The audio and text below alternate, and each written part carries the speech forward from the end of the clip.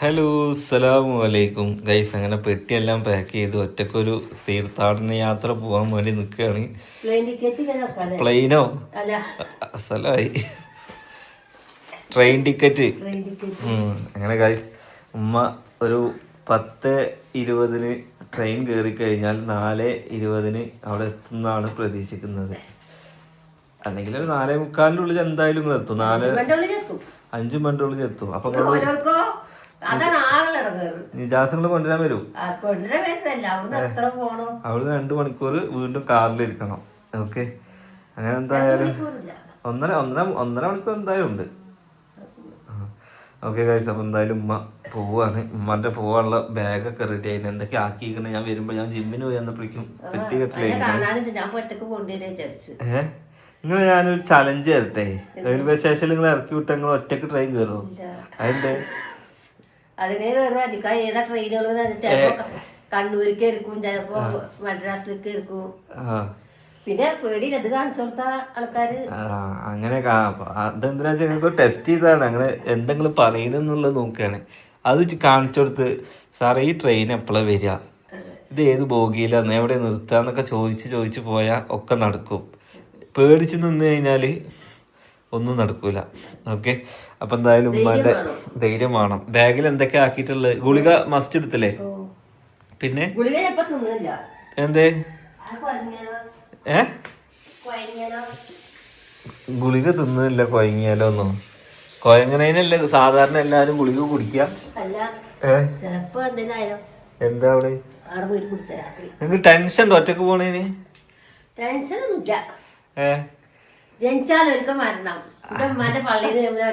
അങ്ങനെയല്ല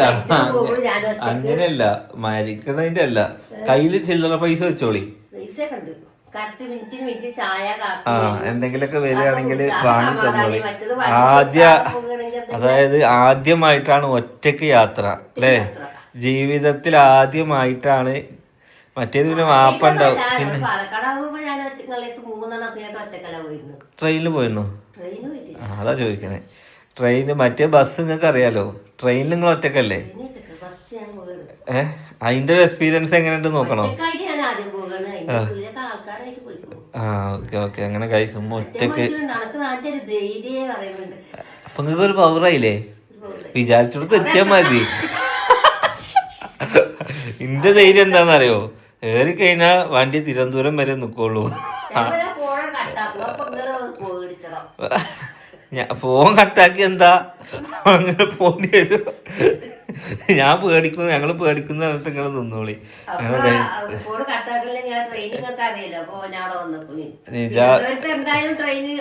ട്രെയിൻ അതുവരെ അതാണ് ധൈര്യം. നേരെ മറിച്ച് തമിഴ്നാട്ടിലേക്കാണ് ഉമ്മാനെ ഒറ്റക്ക് വിടണമെങ്കിലാണ് നമുക്ക് ടെൻഷൻ ഉള്ളു. കാരണം അത് ചെന്നൈ കൂടെ ഇങ്ങോട്ടേക്കോ പോവും. ഒന്നും ഇറങ്ങി. കാരണം ഇതാവുമ്പോ എന്താന്ന് വെച്ചാല് പുറത്തു കൂടെ ഒക്കെ മലയാളം ഉണ്ടാവും. ഏകദേശം ഒരു പിടുത്തം കിട്ടും കേട്ടോ. നിങ്ങൾ എങ്ങനെ ആയിക്കഴിഞ്ഞാലും 4 മണി ആയി കഴിഞ്ഞാല് ബാഗൊക്കെ മുകളിൽ നിന്ന് എടുത്ത് മടിയിൽ വെച്ചിട്ട് അടുത്ത സ്റ്റോപ്പിൽ ഇറങ്ങാൻ വേണ്ടി നിന്നു. കൊല്ലം കഴിഞ്ഞാല് വർക്കലയാണ് കേട്ടോ. കൊല്ലം കഴിയണം. കൊല്ലം എന്നിട്ട് കൊല്ലത്ത് ഇറങ്ങരുത് പോയിട്ട്. എന്താ പേര്? വർക്കല. പിന്നെ തിരുവനന്തപുരാണ്. ഓക്കെ, അപ്പൊ എന്തായാലും ഗൈസ് ഒക്കെ റെഡിയാക്കി. ഭക്ഷണം കഴിച്ചോ?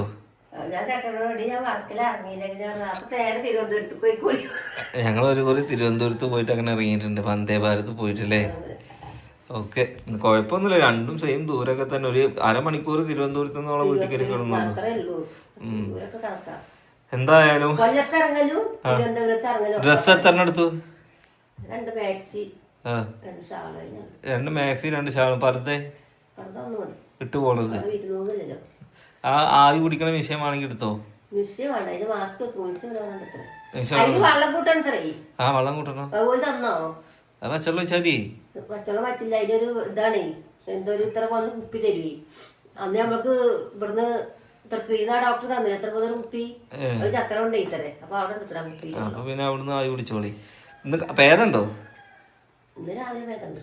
ചോറ് ആക്കിക്കോളി. പഴോ? അതെന്തിനാ? അഥവാ എന്തേലും അതിന് കുഴപ്പോ തളർച്ച തുള്ളി കുടിച്ചാ. പിന്നെ അത് ചൂടുവെള്ളം. ഗൈസ് ഇത് സാധാരണ നമ്മൾ എയർപോർട്ടിലേക്ക് ആക്കി കൊടുക്കൂലേ ഗൾഫുകാർ, അതേമാതിരിയാണ് ബാഗൊക്കെ പെട്ടിയിലാക്കിയിട്ട് പോവുകയാണ്. അപ്പം നമ്മളെന്താണ് പോകാത്തത് എന്നുള്ളതിനുള്ള കാരണമൊക്കെ നിങ്ങളോട് പറഞ്ഞത്. നമ്മൾ പോണിച്ചിട്ട് നിൽക്കുകയായിരുന്നു. പക്ഷെ എന്താണെന്ന് വെച്ച് കഴിഞ്ഞാൽ ഇപ്പോൾ നടക്കൂല ഗൈസ്. ഒന്നാമതാണ്. പിന്നെ ഉമ്മാനെ ഒറ്റക്ക് വിടുക നിങ്ങൾ ആരും വിചാരിക്കരുത്. ഞാൻ ഉമ്മാനോട് പറഞ്ഞു ഞാൻ കാറിലാക്കി തരാം, എന്നാൽ എനിക്ക് എൻ്റെ ഇഷ്ടത്തിന് എപ്പോഴും ആണെങ്കിലും തിരിച്ചു പോരാലോ. അപ്പോൾ ഉമ്മാക്ക് കാറിലിരിക്കാൻ വയ്യ, ഞാൻ ട്രെയിനിൽ തന്നെ പോയിക്കൊണ്ട് എന്ന് പറഞ്ഞിട്ടാണ് നിൽക്കണം. അല്ലാന്നുണ്ടെങ്കിൽ ഞാൻ ഇപ്പം ഇറങ്ങി കഴിഞ്ഞാൽ നാളെ രാവിലെ ആകുമ്പോഴേക്കും ഞാൻ അവിടെ എത്തും. അപ്പോൾ അതിനും ഉമ്മാക്ക് താല്പര്യമില്ല ഗൈസ്. ഓക്കെ, അപ്പോൾ എന്തായാലും ഇൻഷാ അല്ലാ നമുക്ക് പോവാം. ഒന്ന് ഈ തിരക്കുകളൊക്കെ മാറിയിട്ട് നമുക്കും പോവാം. പിന്നെ ഞാൻ എന്തായാലും നിജാസിനോട് വിളിച്ച് പറയും ഇവിടുന്ന് ട്രെയിൻ കയറി കഴിഞ്ഞാൽ ഏതാ ട്രെയിൻ എന്നുള്ളതും ഏതാ ബോഗി എന്നുള്ളതൊക്കെ വിളിച്ച് പറഞ്ഞു കഴിഞ്ഞാൽ നമ്മുടെ മൊബൈലിൽ തന്നെ നമുക്കത് ട്രാക്ക് ചെയ്യാൻ വേണ്ടി പറ്റും. അപ്പോൾ പിന്നെ കുഴപ്പമൊന്നുമില്ല, പേടിയൊന്നുമില്ല. ട്രെയിനിൻ്റെ ഉള്ളിൽ കയറി പിന്നെ ടെൻഷനൊന്നുമില്ല. പിന്നെ കൂടുതലും മലയാളികൾ തന്നെ ആവും. പിന്നെ ഉമ്മ എല്ലായിടത്തും പെട്ടെന്ന് കമ്പനി ആവുകൊണ്ട് ആ ഒരു ടെൻഷനും ഇല്ല. എല്ലാ കാര്യങ്ങളൊക്കെ സെറ്റാക്കിയിരിക്കണം കൈസ്. ഇനി എന്തായാലും കുറച്ച് ദിവസം ഒരു 7 ദിവസം അല്ലെങ്കിൽ 6 ദിവസം അവിടെ ആവും. താഴത്തെ പെരയെ പോയിട്ട് പൂച്ചക്ക് ട്രീറ്റ് ഉണ്ടോ നോക്കിയോ? ഉണ്ടോ? ഉണ്ട്. ഇനി റിട്ടേൺ ടിക്കറ്റ് ഞാൻ എടുക്കണോ? അല്ല ടിക്കറ്റ് ഞാൻ എടുത്തരാ. എപ്പോഴാ നിങ്ങൾക്ക് ഏതാ വേണ്ടി? വഴുകണോ ആദ്യം വരണോ? അവിടുത്തെ സിറ്റുവേഷൻ നോക്കിട്ടാ പറയാ. ഇതൊക്കെ നിങ്ങൾക്ക് കൊണ്ടുപോവാനാ? ചോറുണ്ട്, കത്തിരിക്കായ പൊരിച്ചത്, പപ്പടം വേണ്ടേ? അച്ചാറോ? അച്ചാറും വേണ്ട, പപ്പടം വേണ്ട. കറിയോ? കറി ഇന്നത്തെ വെണ്ടക്ക കറി, മീൻ കറി വെച്ച മാതിരിയാണ്. അതിന് ഭാര്യ അല്ല, അത് വേറെ പാത്രത്തിലാക്ക്. കേടരും ചോറ്. ഉച്ച വരെ നിക്കണ്ടേ? വെച്ചത് കേടല്ലേ? കറി ഒഴിച്ച കേടല്ലേ? കുഞ്ഞി ചേച്ചിയുടെ മാതിരി ചാറും ചോറൊക്കെ ഒന്നാക്കട്ടെ. അതിൽ റബ്ബർ ബാൻഡ് നിൽക്കൂല. നിങ്ങൾക്ക് മറ്റേ ചോറ്റുപാത്രം വേണോ? ഇന്ത്യയിലതാ ചോറ്റുപാത്രം ഇരിക്കണേ. ഇന്ത്യയിലതാ ചോറ്റുപാത്രം ഇരിക്കണേ. അതാകുമ്പോ പിന്നെ അടച്ചത് പോരില്ലേ. അങ്ങനെ ഉമ്മ രാവിലെ നേരത്തെ നീച്ചുണ്ടാക്കി 5 മണിക്ക് എൻ്റെ ഒപ്പം നീച്ചിക്കണ്ട കേട്ടോ. എന്നിട്ട് ഇതാ ഈ 3 സാധനമാണ് കൊണ്ടുപോകണം. വേറെ ഒന്നും വേണ്ട. ട്രെയിനിൽ നല്ല ഫുഡ് കിട്ടും.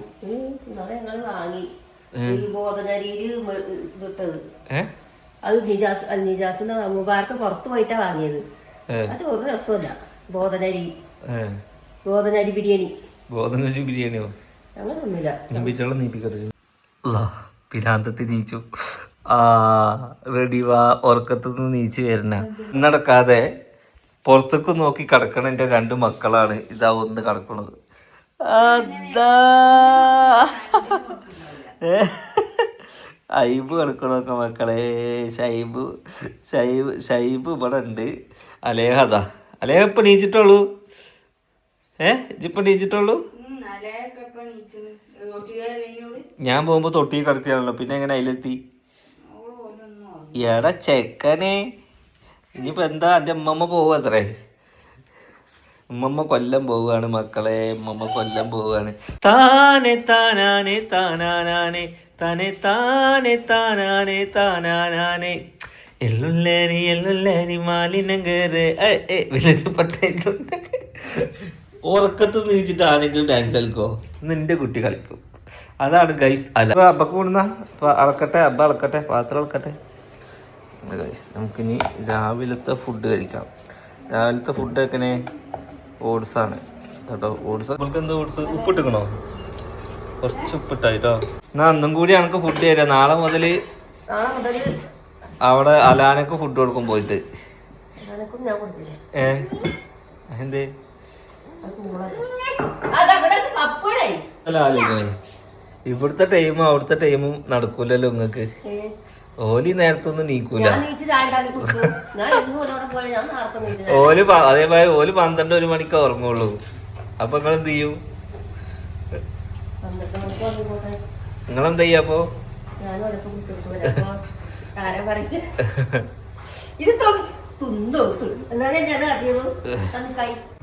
രാവിലത്തെ ഓട്സും പേരക്കയും ആൻഡ് ഗ്രീൻ ആപ്പിളും ഇങ്ങനത്തെ കുറച്ച്. എന്ത് ശരിയാ?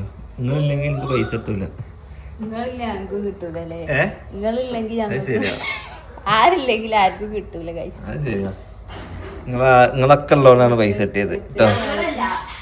അങ്ങനെ ഒരു കമന്റ് ഞാൻ കണ്ടു.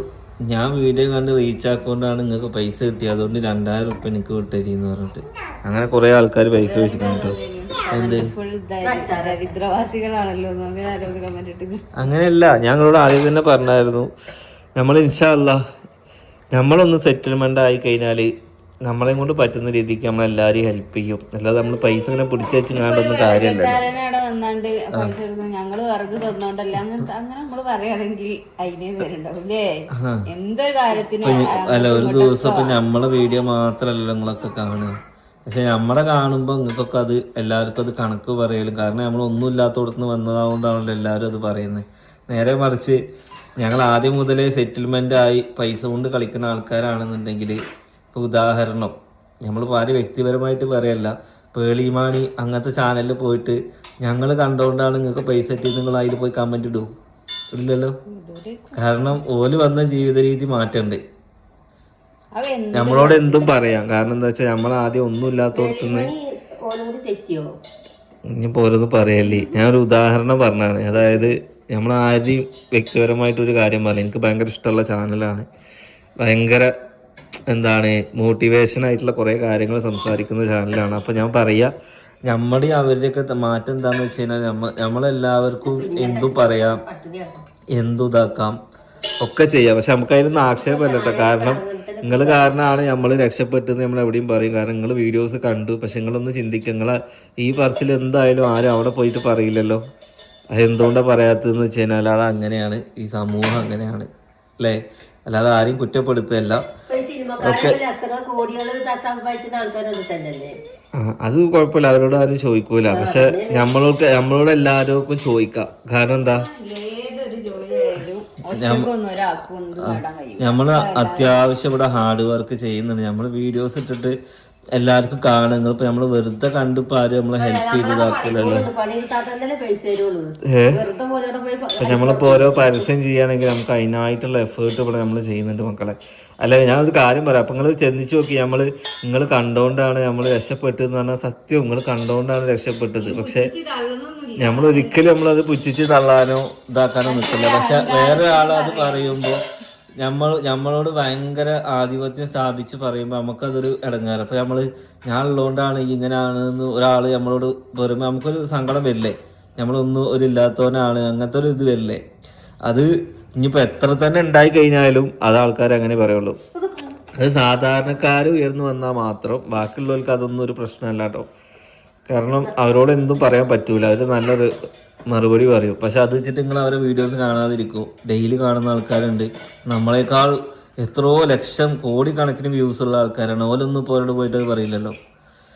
അതെന്താന്ന് വെച്ച് കഴിഞ്ഞാൽ അത് അങ്ങനെയാണ്. ഓക്കെ, അപ്പം എന്തായാലും ഗൈസ് ഇത്രയൊക്കെ ഉള്ളൂ. ഉമ്മാനെ നമുക്ക് എന്തായാലും യാത്ര ആക്കുന്ന ഒരു വീഡിയോ നമുക്ക് വേറെ എടുക്കാം. നെക്സ്റ്റ് നല്ലൊരു വീഡിയോ ആയിട്ട് കാണാം. എന്നാ പോയി ഡ്രസ്സ് മാറ്റിക്കോ, വേഗം മാറ്റി. വെറുതെടാനുള്ളൂ. കാരണം എന്നത്തെമാതിരി ഓടാൻ പറ്റില്ല. ഷൊർണൂർ റെയിൽവേ സ്റ്റേഷനാണ്, ഒറ്റപ്പാല. ഷൊർണൂർക്കാ. അതന്നെ നിങ്ങൾ മാറ്റി, നിങ്ങൾ നീക്കാൻ വൈകിട്ടാണ്. 10:30 ട്രെയിന്, 10:20 ഇപ്പൊ പോവാണെങ്കിൽ വേഗം മാറ്റിക്കോ.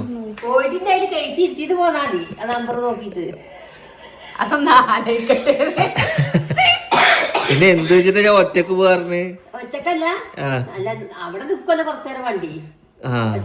അധികം നിക്കാത്തത് അവിടെ ഒന്നും നിക്കൂല, കുറച്ചേരം നിൽക്കൂല, 5 മിനിറ്റ് നിൽക്കും. അതന്നെ നമുക്ക് അവിടെ പോയിട്ട് ഏത് പോക്കില്ല നിക്കുക. S3 ആണ്, അത് നിനക്കറിയാം. S3 കയറി ശരിക്കും നിന്നാ ഓടേണ്ട ആവശ്യമില്ലല്ലോ. അത് ട്രെയിന് ചിലപ്പോ അങ്ങോട്ടും കൂടെ ഒക്കെ മാറും.